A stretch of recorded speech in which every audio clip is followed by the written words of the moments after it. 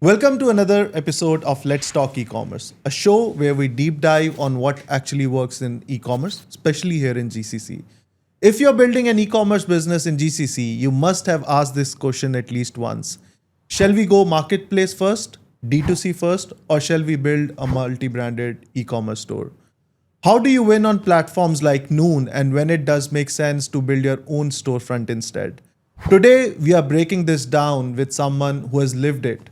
We'll start from basics, what marketplace really is. So, if you're a founder, retailer, brand leader, or e commerce operator in UAE or KSA, this episode will save months of trial and error for you. Today, we have someone who has been on the both side of the games, working at Noon in the marketplace world and Sixth Street in a multi-branded retail e-commerce environment, which gives him a rare view, practical view of what actually works in GCC. He's driven P&L ownership, built strategic partnerships, and navigated the unique challenges of digital commerce in the Middle East. Vikas Joon, welcome to Let's Talk E-commerce.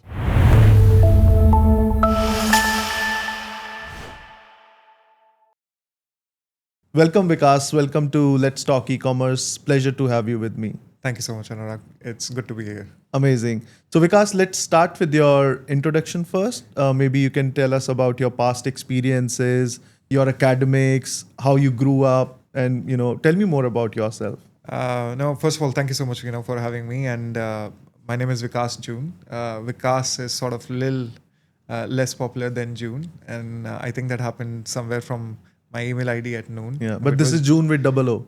This is June with double O, yes. So it got, people started making fun of it and then it just got popular. So it was june@noon.com. But I'm originally from India. Grew up in Delhi, schooling in Delhi, college in Delhi. And started my career with Dish TV networks. And then just about in a year time realized I think that's not the industry I'm meant for, and ended up joining Snapdeal. And that's where the e-commerce journey started 15 years ago. So been in e-commerce for 15 years now. So 2010 is when you actually started. Yes. And of those 15 years, 12 years went in GCC, building and scaling brands and marketplaces. So came to GCC, joined Noon, very early days, was part of the initial first team, wore multiple hats. Started in merchandising, marketing, built private label, then built procurement function, category function, ad monetization. So pretty much worked with different leaders over a span of 8 years at Noon. Got a fantastic experience. Then joined Apparel Group, was responsible for leading their e-commerce engine. So worked on a lot of mono websites, and at the same time also worked on sixthstreet.com, which was their marketplace. And now I'm in a very, very different sector. I'm in healthcare sector, working with Life Healthcare Group, leading their digital strategy and e-commerce strategy. And I think it's the more I look into what's happening in the healthcare sector, and I'm getting familiar with the nitty-gritties of it, I'm finding out it's such an interesting space to be in. Absolutely. I think post-COVID, healthcare has been redefined completely. Healthcare is not just you feeling pain in your back and you're going to the pharmacy and buying painkiller. It's mental care. It's physical care. It's facial care. It's a lot of and not just care for yourself, but also the care for things around you. Your Absolutely. Pets, your family, your friends, and everything else. So and the group is actually positioning themselves from not just the pharmacy side of things, but what is in front of us from 10, 20, 30 years perspective. So yeah, that's been my journey. And yeah. Amazing. So last podcast that we did was specifically on the future of e-commerce in healthcare. I had a guest, Padam, who is part of the Aster Group, and he has been doing a lot of digital transformations in healthcare domain.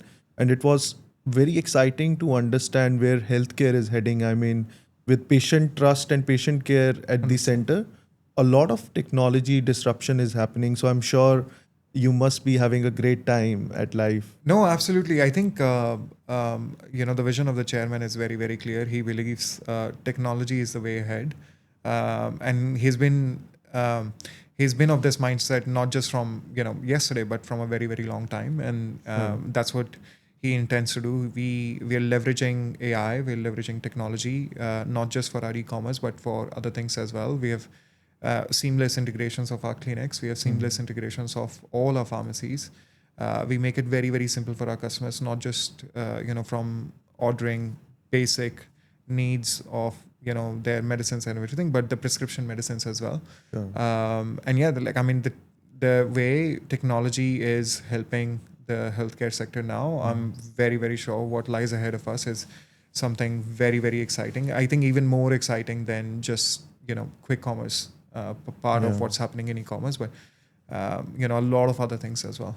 Amazing. So Vikas, before we deep dive into the topic for today, which Yes. is marketplaces, Yes. I know it's not possible to cover the entire spectrum in like a short duration of, let's say, 40-45 minutes, but we'll try to cover pretty much the critical aspects of marketplace. But before we jump in, just to set the basics right, and for the audience who are like new to this concept, and I also, when I speak to a lot of startups who are in the e-commerce space, there is still a confusion on marketplace versus multi-branded store versus D2C store, right?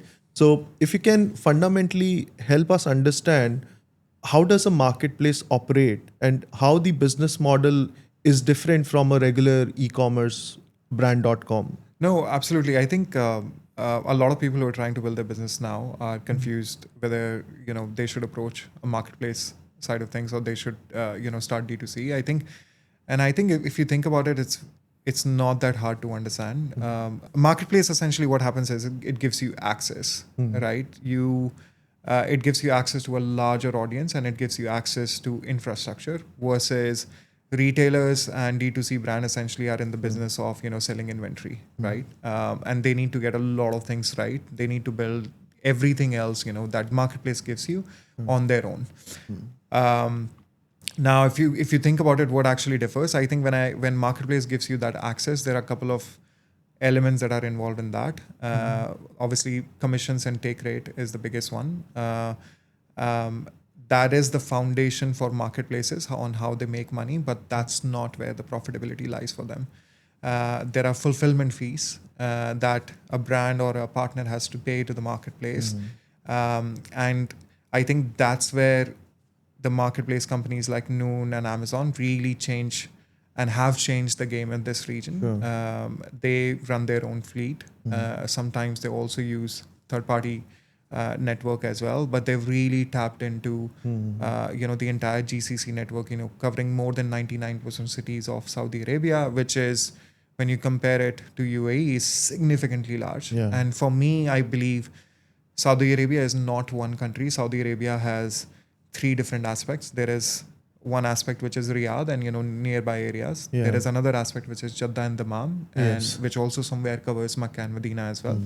And then there are regions which are up in the north, right? And how people buy things, how people have access to things, not just from e-commerce perspective, but even offline retail as well, is very different in Saudi Arabia. UAE, of course, is slightly smaller market, but even if you think about it, between Dubai and Abu Dhabi, how the distribution of dark store network is clearly tells you how fulfillment works so differently.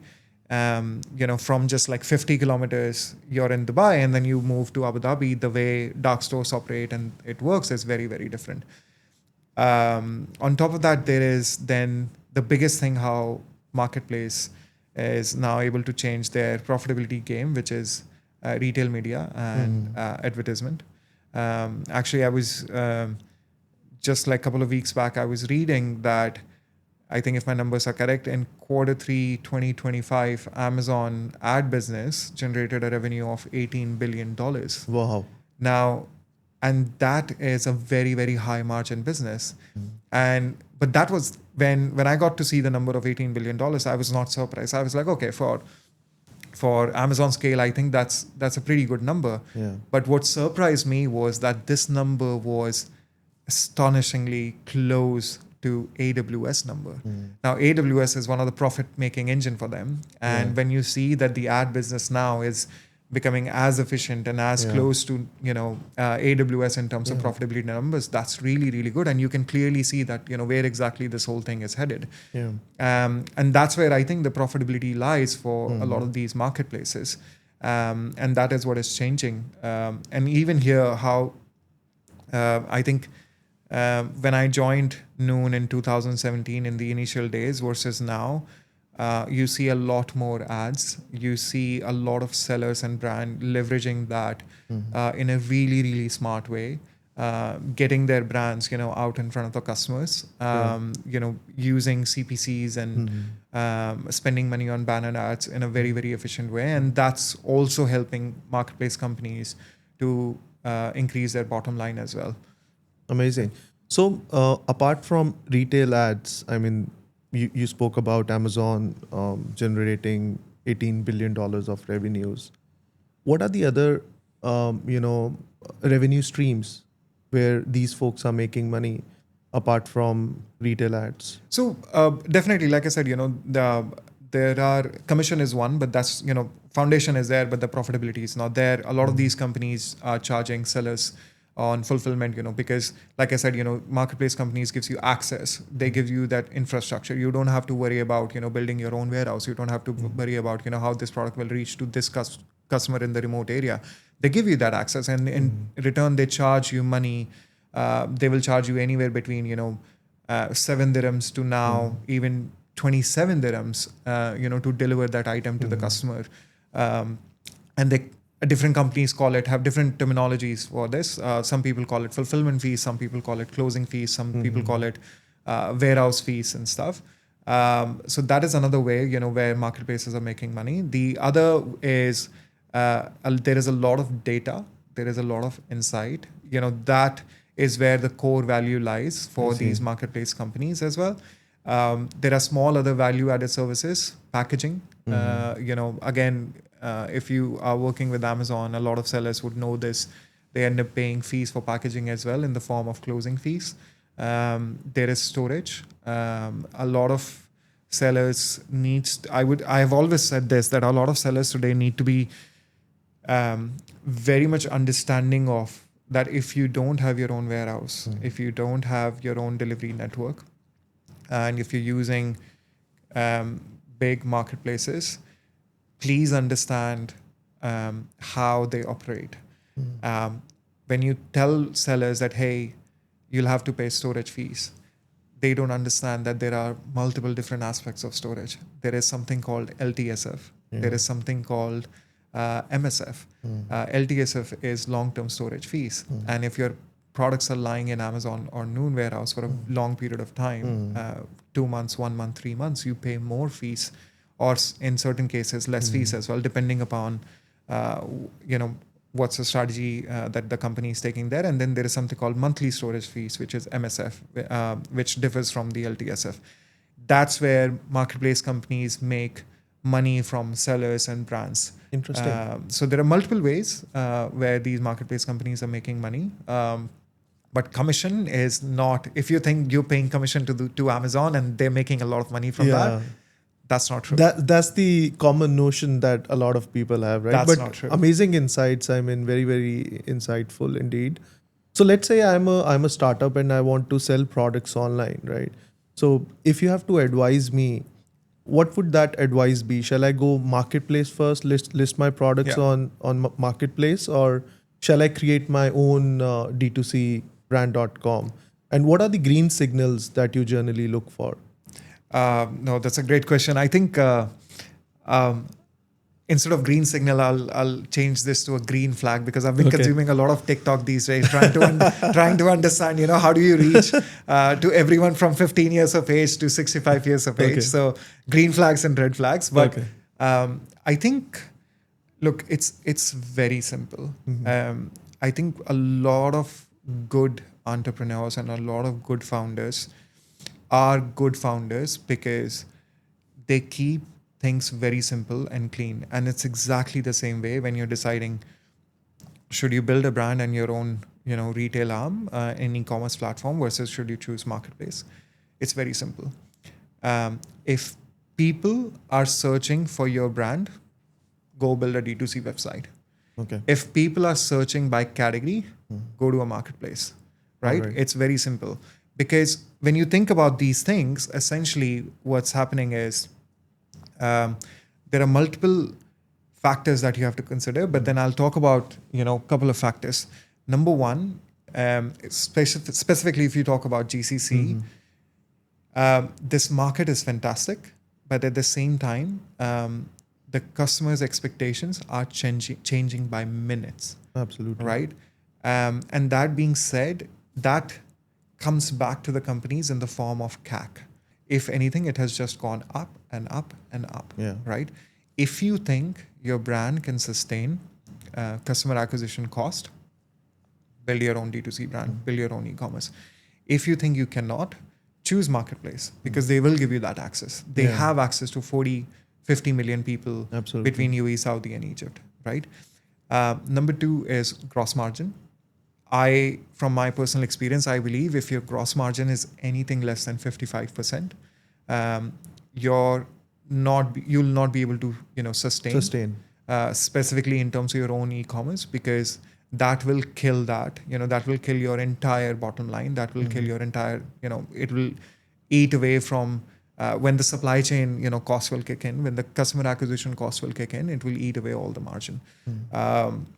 Number three, I would say, like I was saying, what is a USP that, that you're trying to build? If you think that your product is absolutely unique, if you think your product is absolutely game changer in the market, and you don't want to rely on, giving commissions and all those fees that we discussed to these marketplaces, and that, inherently your brand and product has that USP that it will attract the customer organically, you're on the right path. Then you can choose a path of, building your own D2C network, and, you can take that definitely. I've seen a lot of e-commerce startups fail when they scale, and that's when these components kick in, Exactly. customer acquisition, the logistics, the overheads on the technology. No, 100%. I think you're absolutely right. There's another thing as well, right? Like, I think the way GCC is changing now is also that I would say 2019 until 2023, I would say was when growth at all cost was being, praised. You would have, everyone would come and, tap on your back and say, hey, you've done a fantastic job. We have so many customers, but that's not the thing anymore. Like, gone are those days, where growth at all cost, acquire the customers was being praised. Today, it's about margin architecture. And a lot of people do not understand that. They end up making a mistake of, building their own supply chain infrastructure. And when they realize the cost is something that they're not able to sustain, the brand dies. And in that, what happens is a very, very good quality products, a very, very good quality brand, they die. Absolutely. And as somebody else, what happens is because you made that mistake and somebody on, in your journey, somebody else was learning from you. Yeah. And they learn that, okay, this is the mistake that I don't need to make. And they end up making $1 million and $1 billion businesses from that. Yeah. Makes sense completely. So Vikas, you have been on both the sides, you have led a marketplace, venture at Noon, and then you were on a multi-brand D2C retail group with Sixth Street, right? So how does this mind shift work? I mean, from an operational standpoint, these are like two different operating models, right? So how do you actually switch the mode on and off from a marketplace to a multi-branded store, and then now what you're doing with healthcare, right? So if you could tell me more about it. No, I think it's never off. First of all, I think it's always on. It's always on with a little bit of, like, I would say it's always on with 8 hours of pause and then unpause again. Okay. But I think I got an opportunity to work with a lot of good leaders at Noon. I got an opportunity to work with fantastic leadership at Apparel Group as well. The chairman, and the CEO, they have a vision of, leveraging their network and building the portfolio of the brands that they carry, taking that from the offline world and building that exactly the same experience in the online world, and they're doing a fantastic job there. But I think if you really, really think about it, whether you talk about the leadership of Noon, whether you talk about the leadership of Apparel Group, whether you talk about the leadership of now Life Healthcare, I think there is one thing which is common between all of them. And I think that's where, the good entrepreneur, the good founder mindset kicks in and, takes place. I think it's giving ownership to operators, allowing them, to take decision, telling them to be bold, telling them to, to do mistakes, but learn very, very quickly and then improvise and then move ahead. And I think I would say, and that was one common thing between these three, that there is absolutely, absolutely zero tolerance for bureaucratic drag. They want you to operate independently. They want you to make mistakes. They want you to learn very, very quickly. And they want you to work, be so customer obsessed that you're just tuned in that way, whether you're doing marketplace, whether you're doing multi-brand, whether you're doing healthcare now, that you're so customer obsessed that the first thought that comes in your mind when you're trying to onboard a brand, when you're trying to define your, fulfillment model, when you're trying to define your marketing strategy is how this thing will impact my customers, right? When Noon decided to go head to head with one of the biggest companies in the world in terms of e-commerce, the goal was very simple. They wanted to be big. They wanted to be relevant. And within these two things, they kept two things in mind: that we need to be absolutely customer obsessed. We want to give them, what they want specific to this region. And there is absolutely no tolerance for bureaucratic drag. And they allowed those people to work independently and work really, really fast. And it was exactly the same philosophy at Apparel, and it's exactly the same philosophy at Life Healthcare as well. And when you're obsessed with customers, you know what they want. Absolutely. So you offer them those kind of services in form of speed, in form of assortment, in form of the communication and things that they want to hear. And if you don't do that, you lose that game, essentially. All right. Let's talk more about customer trust, since you spoke about customer obsession. And specifically from a GCC standpoint, what are the biggest drivers of customer trust? And again, specifically in the GCC context, do you think the customer support or the quality of catalog, or let's say the regional nuances, like, having Arabic first approach in other GCC countries, is what makes a brand win? So what is the success mantra for companies like Noon and Sixth Street? No, I think it's very, very important, to be relevant for the region, 100%. I'll just, I'll maybe take an example of, that question is so interesting that, there is no one thing that, impacts that. Sure. Everything gets impacted. If you're not customer obsessed, I think you have shopped online, you buy a lot of things online. I'm placing actually 3 or 4 orders every day on Noon Minutes, right? And in that quick commerce segment, there is not one company. There is Amazon now. There is Noon Minutes. There is Kareem. There is Talabat, right? Yes. I think it's a myth that pricing is everything. Yeah. I think customers somewhere forgive and forget pricing.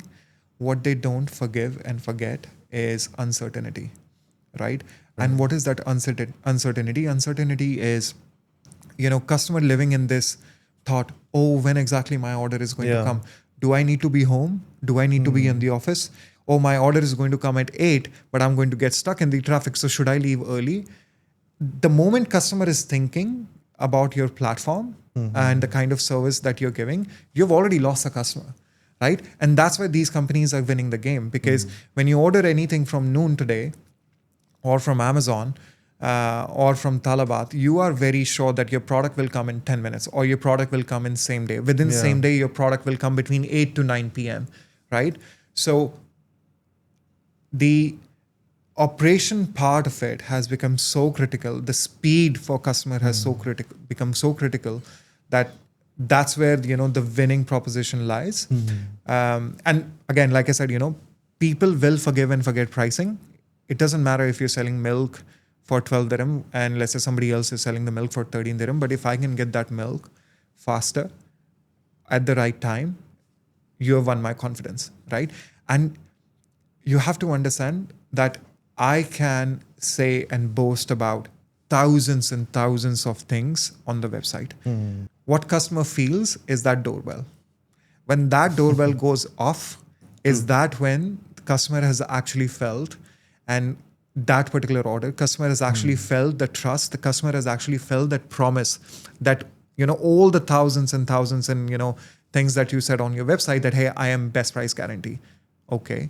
The moment your driver reached my doorstep, the moment he, pushed that doorbell and the product got handed over to me, is my journey got completed in that moment. I got to realize, okay, they actually delivered the products in 2 hours. And I think I'll take an example of, my previous company at Apparel. We became one of the first companies in the region to launch quick commerce in fashion. We launched 60-minute delivery in the UAE, and we launched 90-minute delivery in Riyadh. And we were promising a lot of things to our customer. Apparel is a very, very large group. There is very, very high trust with customers. That, these products are genuine. These products are, authenticated and everything. All of these things are important. But like I said, that facade sits on the website. But when customers started getting these orders in 60 minutes and we saw our net promoter score, which is again very important, for all the people who are trying to build their brands and go live on marketplaces. When we saw our NPS go up, is when we realized, yes, speed is what matters the most, and that's where the game changes. Beyond that, pricing somewhere plays a little bit part as well. There are a couple of other things as well, but I would say at the heart of it, at the core of it, speed is the biggest differentiator. Yeah, can't agree more. As a digital shopper, I also shop on Noon, and Noon Minutes is like our go-to app for everything. I don't remember when is the last time I went to a retail store for grocery shopping. And after a certain point of time, I've realized that, I've stopped ordering from Kareem's and Talabat, and I don't see pricing anymore. I know the matter of the fact is the moment I place an order, and I believe the dark store is right below my building, because the moment I place an order, within 5 minutes, it's there. I mean, it's amazing, right? Exactly. So definitely, I think the predictability, as you mentioned, and the consistency as well. Every order getting delivered on time. It's amazing. And also, right, like you live in a world where you don't want uncertainty in your life. Absolutely. Right? Like, and especially in GCC, like everyone has, a very, very tight schedule. Whether it is UAE, whether it is Saudi, you don't want another uncertainty in your life. You want to know when exactly that thing is happening, right? And like I said, when we started this conversation, customer expectation, I have never seen customer expectation change so fast anywhere beyond GCC. I think somewhere it's not just the companies, these large marketplace and retail companies, but I think it's also a lot of credit has to go to the government as well. I think the way, the policies are designed in UAE and Saudi, the way those policies are deployed, right? Keeping in mind only and only one thing, which is customer, obsession. I mean, before coming to this country, I didn't see a customer happiness department in any government. I mean, and I was like, wait, what is even a customer happiness department? Like, how do you even measure it? But then the fact that you have a department, the fact that, you are customer obsessed, that the fact that you're willing to change your policy bring in new policies every Yeah. year and change them, I think a lot of credit goes to them as well, because directly Absolutely. and indirectly they are pushing the companies and the network around them Yeah. to think that way. Absolutely. Right, and that ultimately reflects, In the corporates and in the enterprises. corporates and enterprises as well. So Yeah. a lot of credit goes to them as well. Absolutely. And that's why people say Dubai spoils you, right? It does. That's one of the reasons. It does. It does. I think not just UAE now, even Saudi Arabia. I Yeah. think how they're changing the game. Amazing. Let's talk about profitability and growth. You spoke about retail ads, one of the profit drivers for a lot of organizations. Where do you see margin leakage happening? Where do you see profitability going down the drain? Yeah. Specifically, again, from the GCC context. Oh, absolutely. I think I would say the biggest leakage in margin happens in returns. Especially in the fashion Especially domain. in the fashion, right? Being in the industry, I say I have two different sides. When I go to the office, I wear a hat where I need to be thinking customer first and how do I reduce my return. And at the same time, I'm working for a company, right? So I Yeah. need to be thinking about, hey, what can I P&L do as to, well. but yeah, exactly, right? So Yeah. I need to manage that P&L. So I keep thinking, okay, how do I reduce my returns? What more I can do to bring this down by 1%, 0.5%, 0.3%.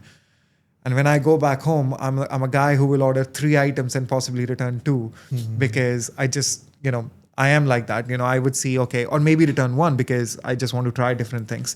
But I think returns is where the biggest leakage happen. Again, a couple of metrics that people who are out there trying to build their brand, there is a massive difference between GMV and NMV. GMV is your gross merchandise value. NMV is your net merchandise value. So when you take away your cancellation, your returns from GMV is what you realize at the end of the month. Yeah. And a lot of times founders and brand builders, they forget that they offer things like, 14 days return policy, 30 days return policy, and they think, oh, you know what, like we've sold this product, we've realized that revenue. No, it might come back, right? Customer might change their mind. And somewhere also, customers also try to take advantage of this. They will order a shoe, they will wear it Yes. for a small function and then return it. So that return causes a Yeah. massive friction. I think at Life Healthcare, because we are in a slightly different field, we do enjoy, a little bit healthy scenario in this particular metric. But then if you talk about fashion, the return could be as high as 25 Crazy. to 30%, Yeah. right? And every item returned is not just lost order value, but then you've incurred double on your ops cost. Yes. Right, because that item went to the customer and then it came back. Yeah. And the logistics as well, right? And exactly, right. And then a lot of companies have taken steps in this direction. I think Zara is one of the biggest example.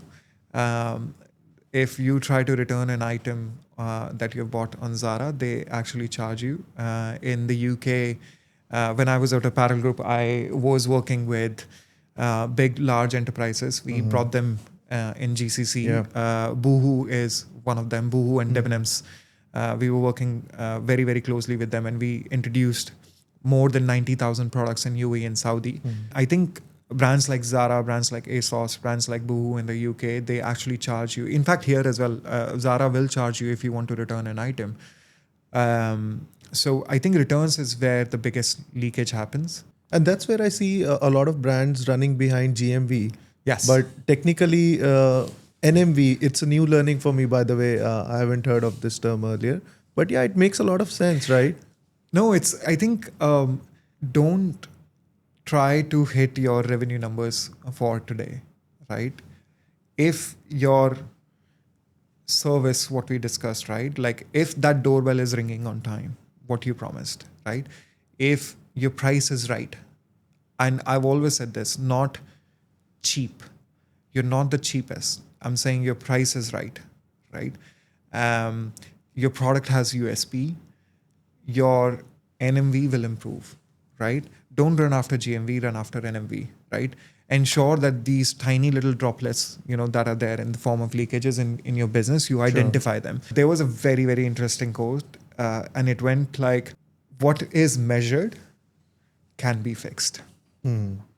If you are measuring something and you think it can be measured, you can fix that, right? Makes and sense. if you're measuring something, just ensure that you understand it, Yeah. right? And the moment you understand it, right, and because you were measuring it, you can fix it. Makes sense. Thank you. Thank you for the quote. So, Vikas, let's talk about the peak holiday seasons and the shopping Yes. seasons in GCC, and Ramadan is just around the corner. So, are you during these peak traffic times? Are you more of a growth-driven mindset, or while you see that numbers growing, you want to still keep the profitability intact? Of So, are you course. on the growth side or the profitability side? Every company now is in either They're gearing pre-Ramadan up, sale yeah. mode or Ramadan sale mode. So Ramadan Kareem to everyone who's celebrating. I think to answer your question, I mean, you cannot choose one. And I'll try to answer it in a slightly different way. First of all, I think Ramadan and November, are two different months, Yeah. right? I think one is very transactional. November is very, very transactional. Yes. It was a concept which came from West and ultimately got very, very popular in the East as well. China had their own 11/11 sale and, their Chinese New Year sale. Yeah. So I think November for me is very, very transactional versus Ramadan for me being in the region now, for 12 years and enjoying, the company of people from Pakistan, people from Lebanon, people from Egypt, local Emiratis. I think what I've learned is Ramadan is a very, very personal month, and it's not just transactional. Yes, a lot of shopping happens, but that happens out of care, that people have for each other. That happens out of, that care in the form of, gets translated in the form of gifts for their loved ones and gift for yourself, right? So it's slightly different month, very different feeling, but then obviously shopping happens. We all enjoy that. Companies enjoy that because they get revenue. But then when you sit on the other side of the table, when you're planning for it, right? I remember very, very clearly. 6 months ago, I was having a conversation, actually anywhere between 6 to 9 months ago, I was having a conversation with my team. And I was telling them that, hey, you know what, we will sort of restructure our team in slightly different way. Our graph in terms of revenue doesn't go like this. It somewhere goes like this and then like this again. And this is Ramadan and this is November. And what we realized was, to answer your question now, that the reason you cannot choose one is because it has to be somewhere both. And how do you do both is where the answer lies. You have to do both. You have to grow. So growth has to be there. And at the same time, you need to ensure that, profitability is also intact. So what we did, we decided to change our structure into hunters and farmers. Who are these hunters? Who are these farmers? Essentially, Ramadan and November month is not where you go hunting. You farm your farmland, right? You farm your farmland, on the basis of, hunting and everything what you were trying to grow for the last 6 months, right? The capabilities that you were trying. You don't go and build a warehouse in November. You don't go and hire, you don't go and onboard a brand in the month of November. That happens 3, 4, 5 months in advance, right? So we decided to pivot into this mindset of hunters and farmers. So your hunters were essentially responsible for ensuring that, you have the right supply chain set, you have the right warehousing set, whatever you want to promise to customers in the month of Ramadan and in the month of November is delivered to them.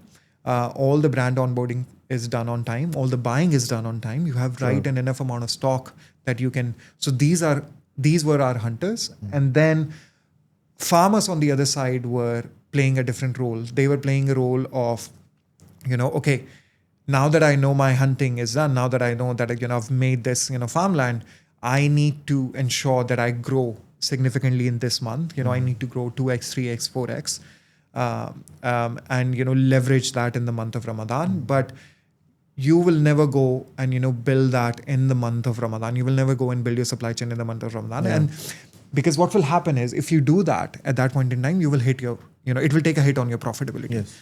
Right? So you plan that 3, 4, 5 months in advance, ensure that the costing of the products is right. You give a forecast to the warehousing team that, hey, I'm expecting these many orders. So just ensure that, you have the right manpower set. Just ensure that you have, the right supply chain set, right? Sure. So that our orders get delivered on time. They further, give that demand to a third party, or, if they need to hire the right drivers, they hire that. All right. So let's talk about cataloging part Yes. of the business. I mean, catalog being the core of what we do in commerce. So what are the best practices when it comes to catalog management, the product attributes, the imagery, the graphics, the videos, and then the description, etc. So from a GCC context, being multilingual audience. So if you can suggest some best practices on how to maintain your catalog. No, absolutely. I think content is something which is very, very close to me, and there is a reason for that. It was Snapdeal never owned any inventory. It was completely 100% marketplace. And when you're marketplace, content is slightly tricky because you have thousands and thousands and thousands of sellers Yes. in one category, and everyone is just trying to push their own content. Nothing is defined. And I think somewhere AI was not there at that point in time, and product and technology played a huge role in how you define the whole structure of it. But content, as a merchandiser, I learned that content is so important for two most important metrics. One is conversion rate, and the other one is return. When people think e-commerce, they think, oh, my content is just imagery and how good my product is looking. It's actually not. And I'll give you an example. And this is again, me wearing a merchandising hat now, right? What is content? Content is nomenclature of the product, which is something that we called as the name of the product, right?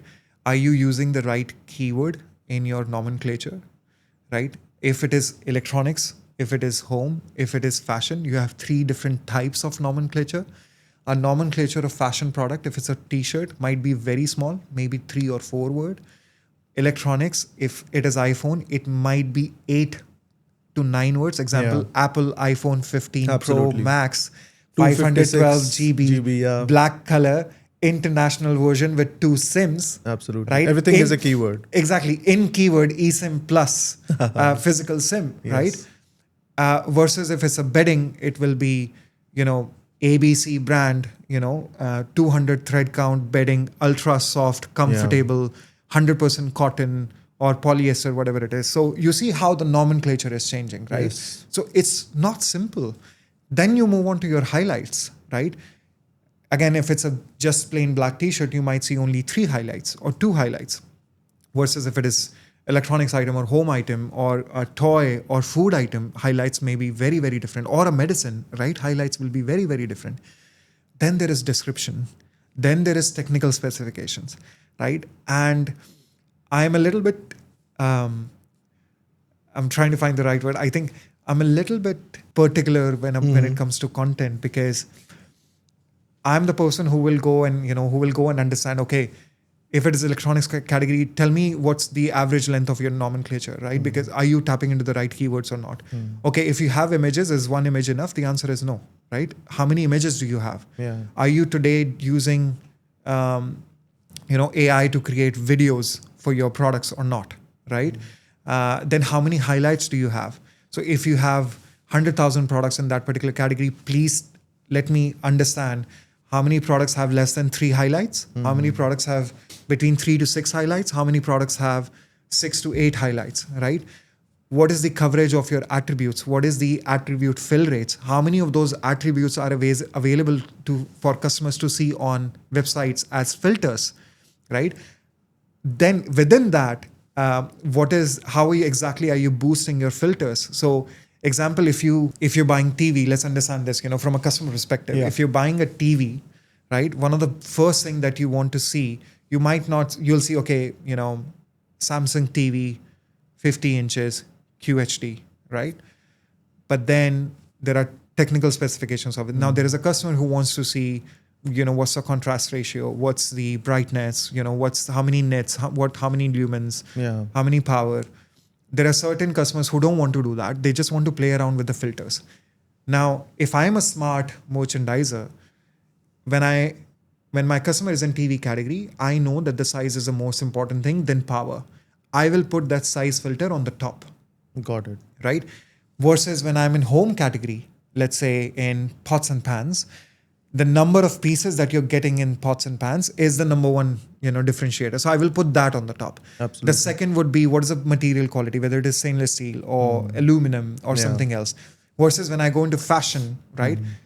In shoes, size should be on the top, followed by, let's say lace, without lace, and everything Color, else. etc.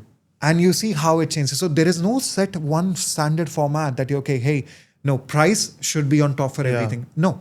Makes right? sense. Size should be on top of every category. No. It changes from, and all of this is part of content.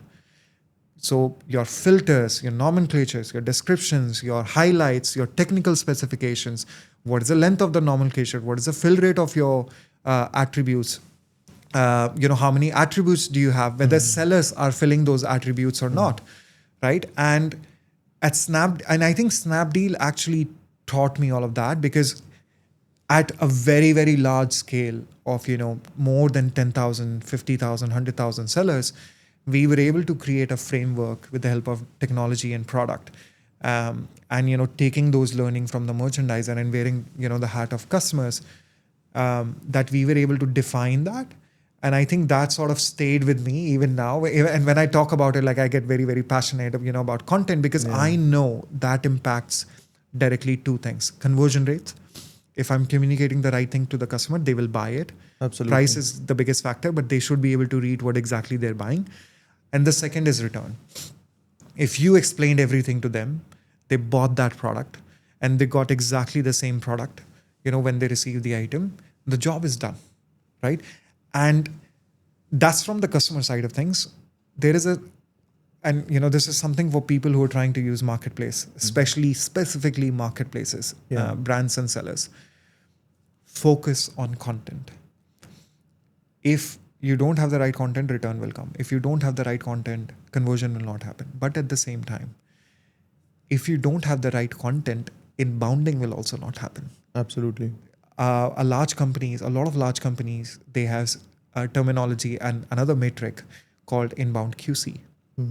What is inbound QC? Inbound QC is I am buying a Steve Madden shoe. It is size 10. It is leather. It is a slip-on. When you're inbounding and the inbound QC is happening, please understand this is a guy who is just seeing the image, maybe doesn't know how to read perfect English, right? Or knows how to read Arabic with a little bit of English. Now for him, there is just one thing. He needs to inbound this item as quickly as possible, right? So if your content is not correct, if your content is not right, if your imagery is not right, he might be not able to inbound your item and you lose the game there. Absolutely. You've already lost 3, 4, 5 days in resolving that problem, and your GTM has gone from 2 days to now 7 days. Yeah. And you lost revenue, you've lost conversion, right? So content matters the most. Now, coming to the part of GCC specifically, I think easier to do this, to have your content strategy in English. It's not easy in Arabic. Arabic is not just you taking your English content and translating that into Arabic. It's not going to happen. No. It needs to be localized. The way people think and speak Arabic in Saudi is different from UAE. Absolutely. It's different in Qatar. It's different in Egypt. It needs to be localized for that region. Majority of the transaction, and UAE is different to Saudi. While majority of the transactions in the UAE happen in English, majority of the transaction in Saudi Arabia happens in Arabic. You need to talk to the customer, give them everything that they want to read, so that you don't incur returns, you don't incur or have lower conversion rates, and you don't have problems like inbound QC. Yeah.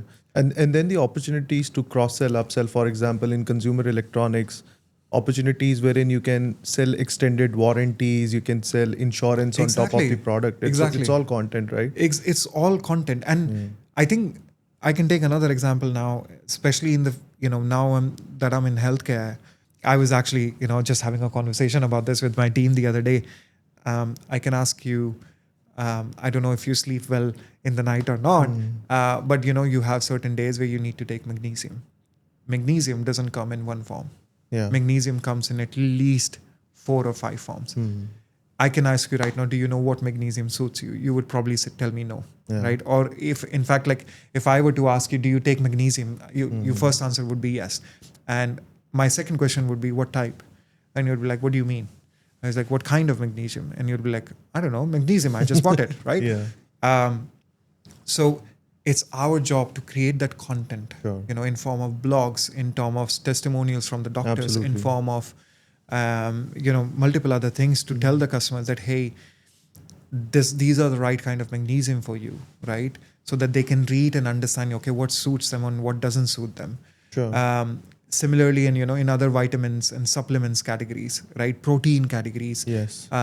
Even health devices category. There are certain things and devices which might not suit certain type of customers, and there are certain health devices and categories which will, which are specifically designed for certain type of customers. So content plays a really, really big role on communicating that to the customers, and you're 100% right. There is an opportunity from there for you to upsell and cross sell as well. Absolutely. So Vikas, one final question before we wrap up this episode. If you have to burst one myth with respect to marketplace from a GCC context for founders and retailers out there, what would be that one myth? And in one-liner, your bold prediction for 2026. I think the myth would be that if you're a founder, if you're an entrepreneur, I've seen this region change. I've seen this region go from, people shying away from being on marketplace. And then eventually now everyone is like, just when they think of, launching something, they think marketplace first and then their own website or a retail store later. So I would say that one of the biggest myths is that marketplace is not killing your brand. It's the uncertainty. It's that you have in your brand and your product. It's, if anything, marketplace are giving you access. They're giving you a platform. So marketplace are not killing your brand, and that's a myth. So don't believe that, if you go live on this particular marketplace, it'll kill your brand. No, that's not true. If your product has USP, if your product has that value for that customer, if you're very, very certain in terms of what you want to do and what you want to achieve and how you want to achieve on things on marketplace, you can absolutely do it. Dubai Mall has Prada, Dubai Mall has Gucci, Dubai Mall has a shop which will sell you screen guard as well, right? Dubai Mall has banks and ATMs as well. Now, that's sort of a marketplace in physical shape and form, right? Now, if you want to go to Prada, you have a different entryway. If you want to go to, a shop which sells you a screen guard, you have a different entryway. You will not go take the metro ramp all the way, because that shop is not near to the metro ramp. It has a different doorway, right? It's exactly the same. Today, marketplaces have different entryways, different gateways, different doorways for the customers. How they approach, and they have identified and they have loads of data on how they can help you build your brand on marketplace, because they have defined those entryways in the form of merchandising and marketing activities. You just need to be sure of what you want to build and how you want to build. So that's the myth, I would say. And I think in terms of bold prediction, I'm no astrologer, but we haven't spoken about AI, but no, I know. I think it's good somewhere. I think everyone is talking about AI. Then the next big thing is, or already a big thing now, is Cloudbot. Last night I was on TikTok and I just saw maybe 500 videos in 2 hours. because I got so obsessed and I was like, okay, this is something I want to do it. I want to do it for myself. Yeah. Plotbot. And I think I'll probably do it. I'll probably go home, spend 3-4 hours, on my Mac and then see how I can use Plotbot. But I think I'm no astrologer, but like marketplace, who will win in 2026 and 2027 is not, who will acquire a lot of customers, who will spend a lot of money, but right margin architecture. Number one. Number two, who will own the seller economics and who will define it? That's going to be a game changer. AI is going to play, is already playing a big role in content. If you're not using it, you've lost the game. The AI use of AI and reduction in the GTM is go to market. Speed has played a pivotal role, and that will continue being that case.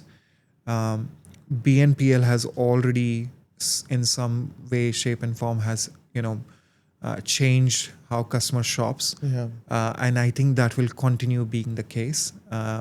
People are everyone today is using Tabby and Tamara. Absolutely. For more or less every single thing.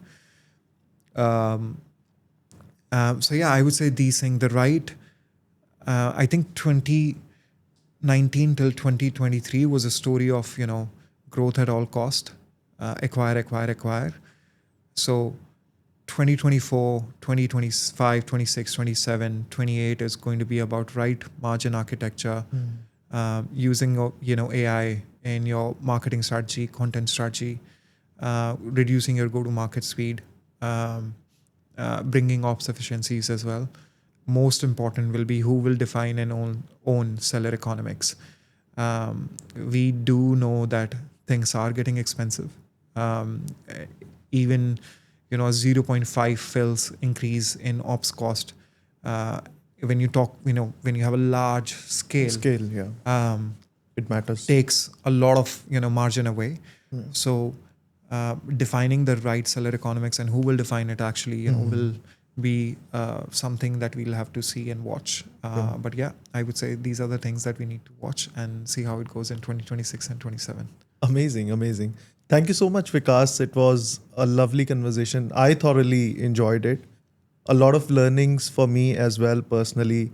Specifically, we spoke about customer obsession, the predictability and the delivery promise that all these brands are living up to. And then, of course, things like not running behind GMV, rather focusing on NMV, and then the concept of hunters and farmers. I just love that.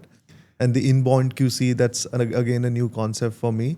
So a lot of learnings for me as well, personally, but I'm sure the audience is gonna learn a lot and draw a lot of insights from this podcast.